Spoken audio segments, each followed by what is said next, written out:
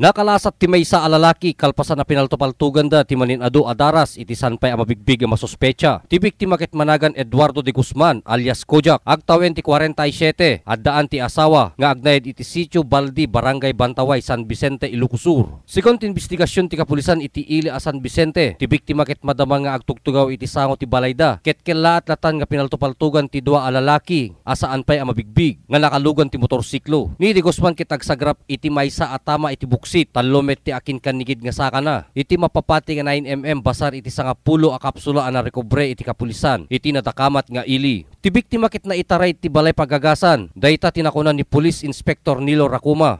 Ti pinakipatpatang iti press corps ken kuana. So far, hante palaeng nakapatang una the primary witness tayo who is the victim ta yung kalagay na takot medyo ang palaw nga makapag-sao.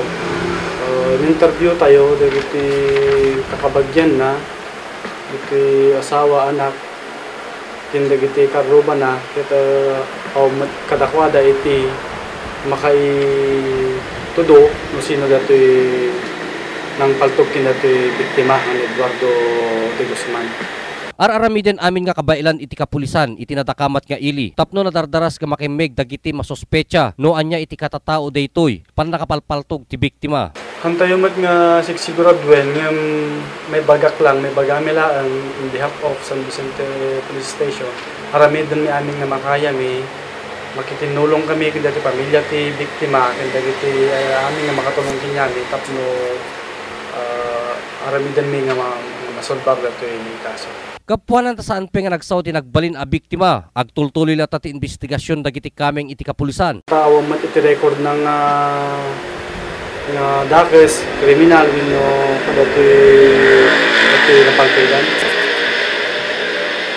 Daman ti may makatulong kinyami lalo iti kalugar amin San Vicente nga mang-identify kin datoy perpetrator at shooting incident nga napasama kiti Kalman. Pangasuya po ta may kayo makikoordinate ninyami ket magtitinulong tayo nga mangsubat iti kaso.